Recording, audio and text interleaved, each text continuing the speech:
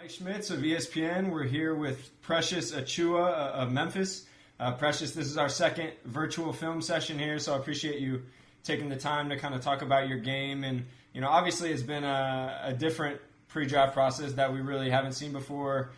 Just curious kind of what you've been up to and how you've been making the best of it.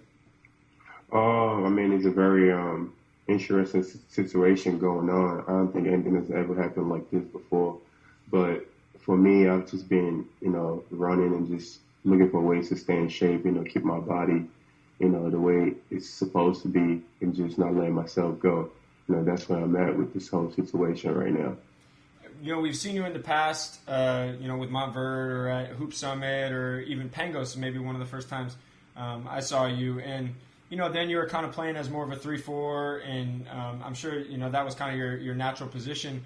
And the game has changed, right? Like nowadays, It's like, Bam is playing the 5, Zion is playing some 5, Montrez is playing the 5, and 5, whatever you want to call it, modern big runner, whatever you want to say.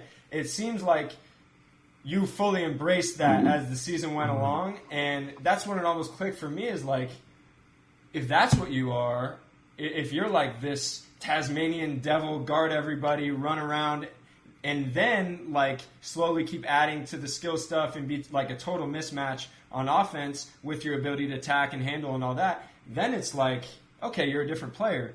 How do you view yourself in terms of kind of the next level? Coming to Memphis, actually, I came with a mindset of how I wanted to play. And then I spoke to the coaching staff, Coach Penny, Coach Mike, and they kind of like helped me understand the game and understand where the game is moving to us. Mm-hmm. And they told me it was going to be a positionless basketball, or that's what it is right now. Mm-hmm. And, I had a lot of meetings with both of them. We sat down, we spoke a lot. That's the type of relationship I have with both my coaches. We sit down and we talk a lot, And they told me with the type of body that I have, the type of skill set that I have, I could be a mismatch nightmare for a lot of teams or a lot of people. And, with a lot of film, like I said, that's when I started understanding what they were saying. And I noticed I could guard multiple positions. It don't matter. I could switch on anyone on the floor. And on the other end, if someone else switches on me, then it's a mismatch, because if it's a bigger guy, I could take him off the bounce. If it's a small guy, I just go inside. It made the game so much more easier and so much more simple, for me. And for the next level, it really don't matter. For me, it's just more like I said, it's a positionless basketball at this point. It's more about finding mismatches and finding the easiest way to score the ball. It don't really matter how you score the ball these days. It's just how to do it in the most simple form. And that's where the game is moving towards, and that's all I'm about. So kind of diving into it here, this is my favorite play from you of the season defensively. Maybe you've seen this sequence, because it shows your defensive versatility, your motor when you're locked in, all that stuff. So if you can, just walk me through kind of what you're seeing here and what you were doing on the court. I think I remember this exact play. I switched this, and I switched again. Yeah. I believe. Yeah, it was a crunch screen. Yep. Right there, I switched. And then what do you see? What's the next action here? And I think, so what happened was it was a crunch screen on the basket. Yep. They were hoping I followed the big guy. Yep. It was a decoy. That wasn't even part of the play at that point. I understood it was a decoy from this side so they could get a shooter on that side wide open, for a step-up screen. Yeah. And so I switched that, that kind of like broke the whole play down, because, like I said, you see a lot of plays that you see the same thing over and over again. So what happened was I switched, the first time I switched the crunch screen, and I switched the step-up screen on the side to guard the shooter. And I think he tried to take me off the dribble. Yeah. Yes, right there. And then I blocked it. And a great contest, and then you give it up to get it back, and then fouled. So guarding like 3 different positions on one play, being active, communicating, that's a coach's dream right there. And I think that speaks to kind of the defensive versatility that we saw from you this season. So just want to start off with that. I think that's the prototype for you. And how many positions do you feel you can guard? I'd like to guard all 5 positions, to be honest. And what's the key to that? The key to that is just knowing your opponent, knowing what they could do, just watching a lot of film on them, and knowing, okay, because this, like, let me say, for example, this season we play a lot of big guys that will only shoot the ball with their right hand. Mm-hmm. You know, I played a whole bunch of them. In most cases, I had to guard them. Mm-hmm. And what I did in a lot of film sessions was I watched a lot of film, a lot of tape on them, and saw if they ever shot the ball with their left hand or if they ever did something different. In most cases, a lot of dudes did the same thing over and over as long as it worked. Right. So when we play them in the game, my whole goal when I guarded players like that, especially bigs, was take that strong arm away, force them to shoot the ball with their offhand. And that's a much tougher shot for them to make. If they make it, then you're gonna have to live with that. But it's just more about film and knowing what the offensive player could do and can't do. That's just all it comes down to. No, for sure. And so we're going to start with your defense as opposed to offense, which we do with most guys, because I think this is what's going to get you on the court early on, is like I said, is just that type of defensive versatility. So we'll start in ball screens. Now, I think your main value is your ability to switch. So we'll get into that. I don't think you're going to face as many, you're not going to be dropping down in ball screens, trying to play that cat and mouse game as much just because you're a guy who can switch. But even so, I like the fact that you can get up and bother shots. Like there, you can see your length. You get the block, 7'2" wingspan, 9'1.5" standing reach. I like the fact that you can get up and bother jump shooters like that. Now I think the next step for you in these type of situations is making sure you take the right angles and kind of square the ball up. Now, at the next level in the NBA, you're going to be facing guards like a Peyton Pritchard, okay, who's smart, crafty, or they're more athletic.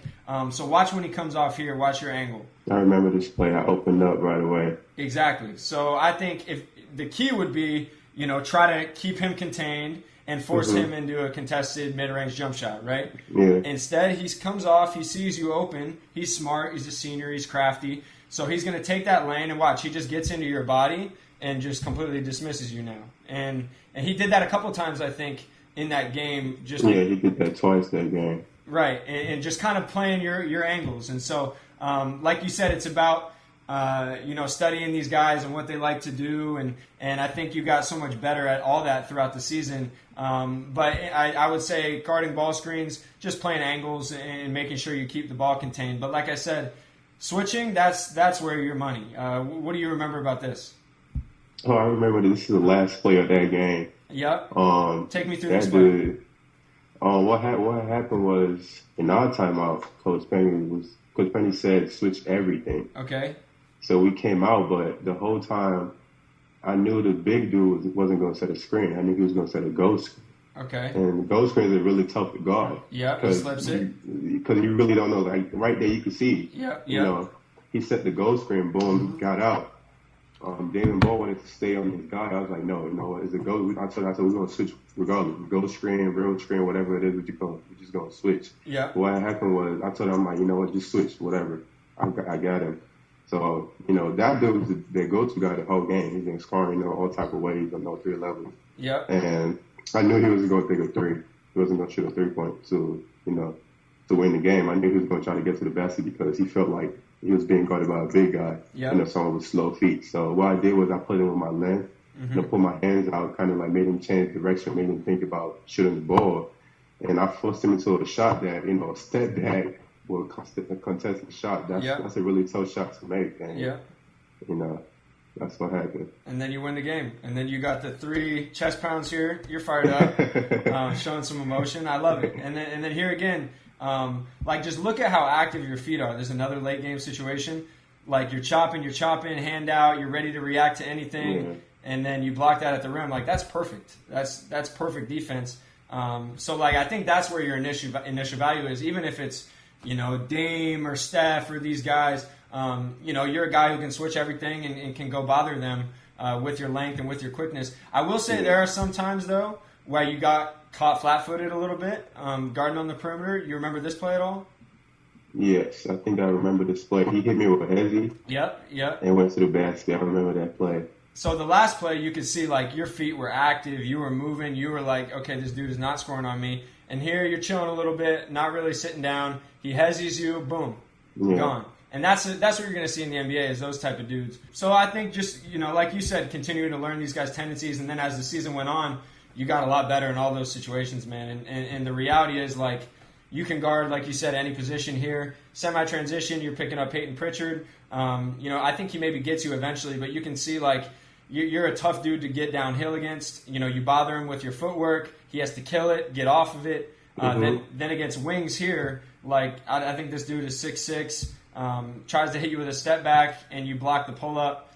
So it's that length, it's your agility, your ability to guard, point guards, wings, everything. And then on the closeout here, what do you remember about this? Okay, I remember this play actually. I think I took a charge in this play. Yep. Yeah, because he wasn't really a threat that game. It was more like we had players that we were, more focused on. So if you rewind the tape a little bit, you could see how we were like kind of packed to one side. Yeah. And when they swung the ball to him, I kind of like shut close. He was going to drive. I knew he was going to shoot the ball because I knew it was Tennessee. So shut close, kind of like baited him to drive the ball, kind of like give him an angle, knowing I was going to recover regardless. So he thought he had a spot to get to. And why did I got there before him and just squared up and took the charge. And like you said earlier, you did a pretty good job on some bigs throughout the season. One thing I would say, like in this situation, is just try to do your work a little bit earlier and like get him off of his spot. Yeah. Do you remember this play? No, I don't remember this play. Actually, I do. I think. So you're like, if I'm you, I'm physical. Maybe I'm 3/4 denying. But he's like 2 feet in the paint. Yeah, he gets a right hand hook on this play, I think. Yep. And exactly what you said earlier is like there were times where you did a great job taking away that left shoulder and really using your length and forcing him into tough shots. You're going to have to guard if you're playing that kind of mismatch 5 at times. You might guard a Jokic, you might guard an Embiid, you might guard a Anthony Davis. So just continue to be as physical as you can with those guys. Use your quickness. But yeah, again, you can pretty much guard every position on the floor, and I think that's a huge part of your intrigue. All right, so we've seen your on-ball defense, and I think your rim protection is a big, basically an area where you made a big jump, and I think kind of surprised a lot of people. We'll get into that next, but first I want to kind of focus on like your off-ball defense, your positioning, your reactions, just kind of in different situations. So this is a side ball screen. He rejects it. What do you see here? What's your progression? So what I see is, I know 23 is a non-threat from the 3-point line. Most likely, Lester's going to try to stop the ball. He should because he's the low guy. Yeah. So what I'm thinking is, if Lester goes, the most pass likely is going to be to number 1. Okay. He was the most dangerous shooter on that team. Right. So I'm thinking if Lester goes, and I'm gonna have to get the next pass. So I don't know if I did that, but. Yeah, you did. So your position there is like, because Lester's the low man, he's got to take the rim. You kind of almost have to guard too. He's a low guy, so I was expecting him to do that. So the next pass wasn't going to be to 23 because they're going to try to get the ball to a threat. So I could actually shoot the ball from outside. And there you go. And you read it perfectly, you get the steal. That's just good instincts, good team defense. And you remember this play, I imagine. Yeah, I do remember this play. What happens here? So what happened was they inbounded the ball, I think, 3 times before this from the same spot. And the inbounder threw the ball very, very lazy. Okay. No, the first 2 times. He threw it very lazy.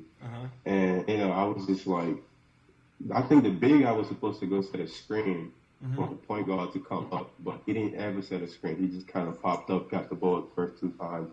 And I kept saying, I'm like, if that happens again, I'm going to just shoot the lane and get the ball. And that was literally what happened in that play. Yeah, great reaction time, instincts, and then you bang one there. You could be a total nightmare for teams in the passing lanes. I think sometimes you can pick your spots, right? Like here, maybe a little over-aggressive. They back cut, get the finish. And then always being locked in and aware. So, like I said, I don't think you had a ton of experience even playing this position prior to this year. So I know a lot of that was new to you. It was a lot of things was just being thrown at me. It's crazy. One of the main things that teams like about you is the fact that, like, if you slide up to that 5 spot, you can protect the rim. And with your ability to cover ground, I think you blocked 2.5 shots per 40 minutes. I don't even think this is your rotation, but look how quickly you're there at the rim, quick off your feet. And then again here, a side ball screen. What do you see here? So you're the low man. Yeah, I'm the low man. I'm guarding the shooter. Yeah. And what happened was, I knew that they weren't going to throw the ball on that side. You Yeah. know, that was just it hasn't happened all game. You know, playing that team, they haven't done it yet that game. So I knew they weren't going to throw the ball to the shooter. They were going to try to look for the big guy rolling to the basket, and I just kind of stayed. And since he went up, I just went up to go challenge the shot. It was just And he's like Colin Smith, I think he's like 6'10", 6'11". So I mean yeah, that's it's a pretty big. NBA size center that you're meeting at the rim, and then you were pretty good in verticality situations too. What do the coaches kind of teach you in these type of situations? You guys have drills and Oh, stuff you work on that, like jumping off 2 feet, staying vertical. this is more like instincts, you know. Yeah. Like I understand it takes a different type of athlete to Mm-hmm. actually shoot the ball over me if I jump straight up and down. Right. And that was why I just kind of like used the whole season to my advantage. You know, just jump straight up and down and just don't try to reach or extend my body or my arms or anything like that. And just let the play actually come into me. Because once you create contact with me, now you off balance because I'm jumping straight up and down. Right. And it gives me a better, chance of blocking the shot. And that was what pretty much happened in that play. Yeah, you're up off the floor almost quicker than he is, and then you do a nice job like tracking the ball, tracing the ball with your length, Yeah. and then you're off and running. Now this play, you remember this probably late game. It's overtime, and so that Oh, one is yes. like you had these moments where you're in position and you're perfect verticality or you're really attacking guys, and then sometimes like watch this, whoop. Like if I'm you, this is a perfect situation to all right, get vertical, bounce off 2, and make it tough on him at the rim. What were you thinking there? What talk me through that? I actually wasn't thinking at that point because I had 4 fouls in the game. Uh-huh. And it was obviously a close game. And I knew it was my rotation to go over, but since I got there, I was like, I didn't really want it to go challenge the shot, you Right. know? You had 4 'Cause fouls. You're worried about 4 that. fouls, it was overtime. Like, really needed to win that game. And it was at the last minute. As soon as I swiped, I was like, you could actually see my reaction as soon as I saw it. I was like, man, why did I do that? You know, Yeah, you I was knew it. going to challenge. I kind of just moved out the way last second, but. And I know you guys were before. kind of scrambling, like if you look in transition, Yeah, here, it like was you just, didn't match up, whatever. But I would just Mhm. say, always playing with that same physicality, always playing with that same mentality, and then always staying aware off the ball too. Here's another situation, I think this is early in the season, but again, as you can see, your man's cutting through. Okay, you're guarding a small, and then just being able to understand, maybe open up and see both, be able to see yours. Mhm. Because your man's going to filter to that weak side corner, so that's going to be yours at the rim. And then they kind of seal off your teammate here, and you realize it a little bit late. But I think just always staying locked in there is going to be key. And because you had some moments where, like I said, you were all over the place, total monster. Your energy was off the charts, and those type of winning plays coaches love. And then there are some times when the team was a little bit low energy, here, okay, I know this is the whole group, but, you bobbled the pass, maybe not expecting that, and then no communication getting back, kind of jogging, and then they just finish over you guys. Whereas, if you see this, you probably had 5 or 6 of this, look where you start, okay, and you save a bucket here. Come on, man, that's Usain Bolt speed. Did you ever run track? You played soccer growing up? No, I never ran track. I actually played soccer growing up. What position? I was an attacker. Okay. So, I had to do a lot of running. I guess that's where it came from. Yeah, and I mean, like I said, we saw 4 or 5 plays exactly like that. And covering up any mistakes with energy is always going to keep you on the floor. And then I think you did a really good job on the defensive glass, also being physical, whether it's a traditional box out or kind of one of these face box outs, attacking defensive rebounds. Still some moments where they get you. You remember this? Yeah, I was ball watching. Yep, ball watching a little bit. They sneak in, they get the tip in. But in general, I thought you were physical. I think you averaged over 10 defensive rebounds per 40 minutes. And then, just 50-50 balls. You know what I mean? You're active, you're tipping it, chasing this down, keeping plays alive, then trying to put this one on the guy's head. That's your bench is going to be fired up. Your coaching staff is going to be fired up. Fans are going to love you if you play that way. And that's what we saw a lot this year. So that's kind of the defensive side of the ball. And then, now we'll shift over to the offensive side. So like we talked about before, you were kind of more on the wing growing up, more on the wing as a prep player. What was it like to kind of shift over to playing more like rim runs, playing a little bit out of as a dive man and pick and roll? What was that change like? My first it took a while for me to get used to it. In terms of like rim runs, I'm the type of player I love playing fast pace. You know, since high school, I just like to get the ball in and then just run the whole time. So the whole rim run wasn't a problem to me. I felt like I got used to that pretty early. I kind of like took that in. But the whole like the diving part of it, especially angles and screens and body control and reading the roll the help side defense after you roll and making the right plays on. Don't have to like adjust your body mid there to finish. It's just something I had to learn. And it took a lot of reps and a lot of film sessions for me to actually get that part of the game and just being able to figure out the right play to make it every time. Yeah, because we'll get into that eventually, but in that role, like especially playing out of those short roles, you're almost like the second point guard. You're making the next decision, and a lot of times you're playing 4-on-3, and that's why Draymond Green was so good in Golden State because like they put 2 on the ball with Steph, and then he's got a 4-on-3 or a 3-on-2. He's got Clay in the corner. He's got so you're kind of that second guy, but we'll get into that eventually. But I think like as a rim runner, okay, maybe your former teammate James Wiseman, maybe Obi Toppin, like you guys are all the best rim runners in the draft, I would say, just with your ability to change ends. Like just watch you run here. I think you get the foul eventually, but just dead sprint, like that type of energy, and then kind of the Euro step around to draw the foul, and then 50-50 balls, you give it up, get it back, and then chin up on the rim, like you're light on your feet. You're going to be a point guard's dream with your ability to run the floor like that. And then I'd say one of the next steps is just decision-making off that. I know this is a tough situation here. Like, he's loading up to take the charge. But maybe, like, having a feel for where he's at on the floor, and then maybe it's a one more pass there to the big or to Lester in the corner. And then you can see, though, the progression here. Like, you made that adjustment. Perfect read. And I think over almost half of your assists came in the open court. So it seems like you're more comfortable playmaking in the open court than the half court. But one of your biggest advantages for me is the fact that, like, okay, you can play almost a 5 on defense and then you can handle and go in the open court. How comfortable do you feel in those kind of grab and go type of situations? I feel very comfortable with this type of situation because, like you said, this is my first time actually playing the 5 position.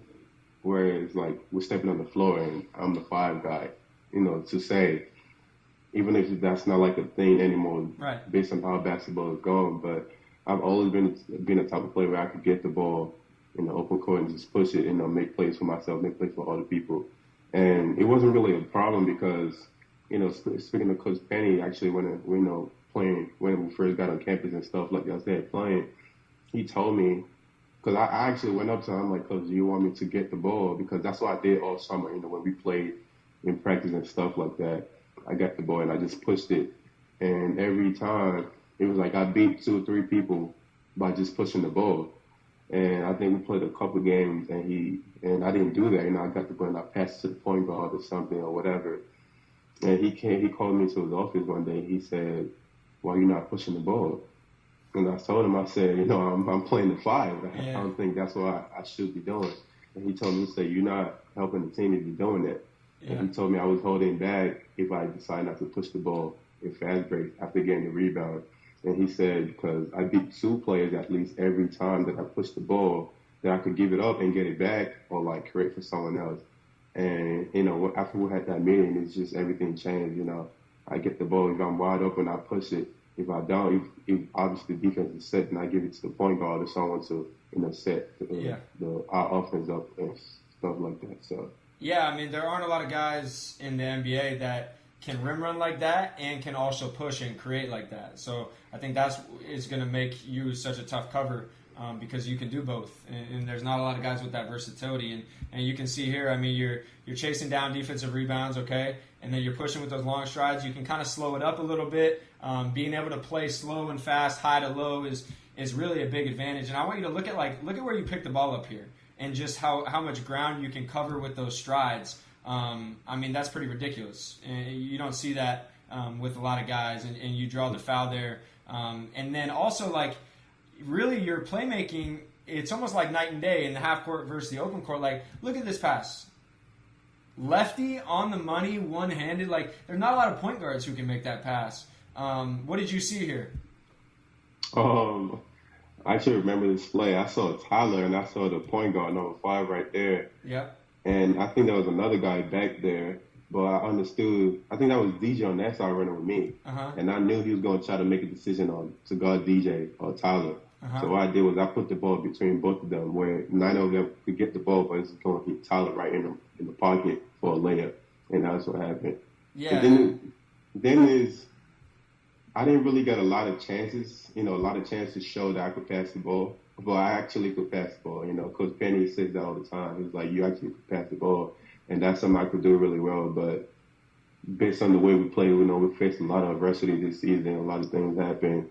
And I was just in a position where I wasn't, in a position where I had to make those type of passes or, decisions a lot of times. It was more like I was rolling and finishing, or I rolled, somebody stepped in, I had to kick you to the corner, stuff like that. But it wasn't a lot of those chances where I could make those passes like that this season. And that's something a lot of people haven't really seen in my game, but I actually could pass and I could see the floor really well, especially in the open court, like you said. Yeah, for sure in the open court. And I think translating that to the half court against the set defense consistently and learning your teammates and decision-making is all, like, going to continue to come for you, too, like you said, as you get more comfortable playing different spots. And here again, just with, like, the quick hit-ahead, that's when you and James are playing together. He leaks out, like, right on the money. So I think that's huge. And maybe the next step is, like, when you're seeing that second level of defense is making the right choice. So here you do slow it up a little bit, but, like,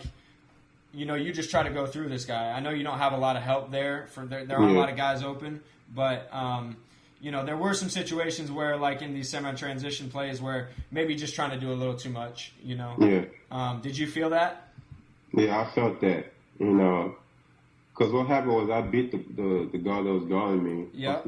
Bounds, but the other dude rotated so fast that I couldn't even change my position. I already picked the ball up. Yep. There was nothing I could do at that point because I felt like I had a lane because I beat, Yep. the guard, and he just came over so fast that I couldn't do nothing because I already picked the ball up. Because the whole time I was thinking, I have my shoulder ahead of this guard. I don't got to dribble the ball another time. I needed 1-2 strides and I'm at the basket. Yep. But that dude got there so fast I couldn't really do nothing. Yeah, and you're going to see that. Like, that's going to be Rudy Gobert. That's going to be Joel Embiid. That's going to be these guys rotating. So reading that next level of defense, for sure, is going to make you, I think, even more effective. As a playmaker. And here is like a perfect example of that. Okay, you're pushing, you're under control, your head's up, you're seeing the defense, and then you hit the big, like, in perfect stride. So like you said, you have it in your game for sure. It's just kind of picking your spots. And so then kind of moving to the half court, you're like a nightmare to guard as the dive man. I know it's exciting to handle and do all that stuff, but like the way you get out of screens so quickly, like watch the weak side defense here, okay? James Bouknight, I think, in the corner. Like, he's having nightmares about this because he's not quick enough to even rotate on you, and 2, he's not going to go try and make a play at the rim or you're going to put him on a poster. And I think that's what you're going to see a little bit in the league, too, when you're at that position, is like they're going to get out of your way, if you're diving that hard and you're that committed to it, which we saw as the season went on. And then, okay, if they are there early, what did you do here? You remember this? Yeah, I remember. I think I used a Euro step to go around them. Yep. He stepped up pretty early, I think. Yep. Because I didn't think he was going to step up that high. So when I saw him, like I said, he stepped up early. Yep. And I saw him, I was like, no, I'm going to just go around him. Yeah, and you hit him with those long strides and then got to the front of the rim. So you can do it as like a vicious diver dunker, and then you can show a little bit more of your agility. And then I think the next step, like you kind of touched on, is playmaking out of these short rolls or these releases. So, like, if they're going to put 2 on the ball, like I said, now you're the next decision maker, right? Like, you're basically the point guard, which is what's exciting about playing that spot at the next level. And so I know this is kind of a little bit of a junk play, but Maybe you have Lester on the one more. I know they're stunning on him. Do you remember this at all? Yeah, I remember. I think I kicked it with Lance in the corner for a jump shot. So let's see. I think here you pick up a charge. So they stun at you, and you're just downhill. You attack. I like the aggression. You know what I mean? But it's like I said, you're going to be in a lot of these. Here you can see like 3-on-2, and that's a small rotating. So I don't blame you for like trying to get to the rim here. But this is what you're going to face a lot of, especially in those empty side ball screens. It's going to be 4-on-3s, 3-on-2s, and you're going to have Clay in the corner. You're going to have this shooter Duncan Robinson above the break, and just like not even dribble that and skip. And making those reads the next step. As the year went on, like we said, you really improved with that. Do you remember this? No, I don't. Okay, so it's kind of a similar short roll situation. They got 2 on the ball, and I love how you look and you survey immediately. So what are your reads? What are you looking at? Oh, yeah, I remember this play, actually. So Damian screened the inside guy, and I knew everyone was going to try to run out to Boogie. Yep. And I saw Lance in the corner, and Lance is a really good shooter, so I just skipped it all the way to him. It was simple. Yeah, right there. Damian screened the inside dude. And that's perfect. Like number 12, he ran right to Boogie. I knew that was going to happen because, he was the hot guy. Obviously, everyone was going to talk about him and scouting and stuff like that. Right. So. No, that's perfect. That's that kind of like simple basketball that wins games, and people are going to like playing with you if you're playing that style.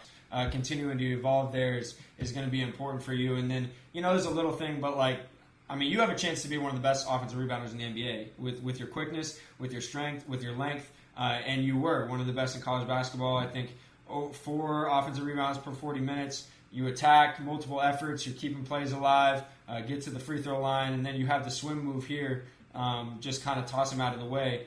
So you can use your physicality, you can use your quickness, and that's going to be a huge advantage for you. Now this is maybe one of the last pieces to the puzzle offensively. I think you shot 33% from 3 this year, and that's always been kind of a sticking point for scouts, and I'm sure for you. What do you think? Like when you're feeling good about your shot, what are some of the things you're doing? It's just like when I feel good about my shots, I hold my follow through most of the time when the shots do go in. Yeah. And it's like I land at the same spot that I jumped off from, and those shots usually go in. And I can almost tell since the ball leaves my hand if it's going in or not. And I think a lot of it too is like the shot preparation, right? Like having your hands and feet ready.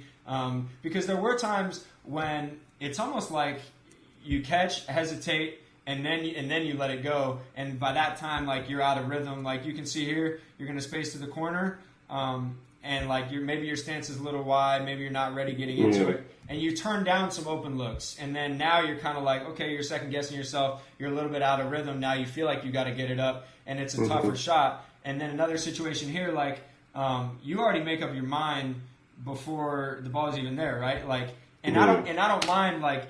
If you're going to get all the way to the rim and punch one, do it all day long. But if it's going to end in something like this, then that's tough. You know what I mean? Yeah. Whereas when you're confident, like look at this. Catch, look, hands and feet ready, hold your follow through. Like I don't see any reason why you can't be an above average shooter in the NBA. I'm sure you feel the same. And I think a lot of it is just the shot preparation, being consistent with your mechanics, and not letting them disrespect you. Because look at this. Full body help off the strong side corner. If I'm you, I'm like, come on, man. Like, don't do that to me, or I'm going to make you pay, which you do here perfectly. So I would just say, like, continuing to improve your shot preparation, and because there's no reason why you won't eventually be an above average 3-point shooter. So, but I think kind of as we wind down here. A lot of what teams are going to be looking from you, and coaches are just playing like quick read and react basketball, right? So we have some guys in the league where it's okay. James Harden, he's pounding it a ton. LeBron, because he's one of the best passers ever. Like they'll ISO him in the mid post and do all those things. And Kawhi, a little bit of that catch and hold. But when you first come into the league, you're going to be a role guy, right? That's just the reality. Like you're going to be playing with all-star point guard, all-star wing, and so you're going to live off your energy at first. And so it's about making those quick decisions. And sometimes I thought there were a few times where it's a little bit of catch and hold, like here, okay? You want the wing ISO, you catch, you're sizing them up, then you take this little dribble, and now the offensive rhythm is kind of killed. You know what I mean? Yeah. Whereas, look at the flip side here, okay? Watch this. You're ready on the wing. You know how your defender's guarding you.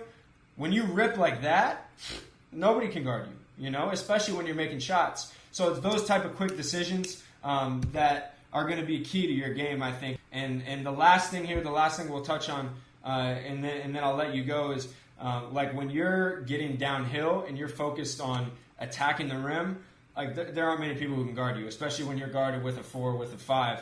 And sometimes I thought you had a little bit of a affinity to kind of settle for these tough pull-ups, like 15 on the shot, 14 on the shot clock, contested mid-range pull-up. I would say maybe like if you're coming off this ball screen and you're not able to get downhill, you know, maybe you hit low max, maybe you keep it moving. That's just a tough shot to live off of, and obviously that's why the result is the way it is. And then here in the mid-post, you got kind of a small, and you like go at him, you know. That's mouse in the house. That's your world. That's where you eat. And then, you know, you hit him with the jab, tough fall away. That's just a tough way to live. And on the flip side here, I love this. Like, inside pivot immediately, jab step, spin, right to the front of the rim. You can't guard me. And then, I don't know if this is a set play or not, but we'll end it on this. Like, this is just a perfect example of how tough you are to guard when you get downhill, catch with a head of steam. Like, you're going to live at the free throw line all game long. Bench is fired up. So that's kind of the full 360 look at defensively, offensively. Again, it's been cool to kind of see your progression over these last few years and how you've evolved and kind of accepted every challenge, you know, thrown your way. And I think, like we touched on, you're really kind of the perfect modern basketball player and kind of what teams are looking for. So, you know, I think if you keep kind of honing in on some of those areas you have to improve, and then really locking in on those strengths too, then, you know, you got a bright future, man. So I appreciate your time, and you know, keep working hard and stay busy. I know we're all in strange times right now, so I know. But it'll end soon. Yeah. All right, man. Thanks so much. All right, no problem.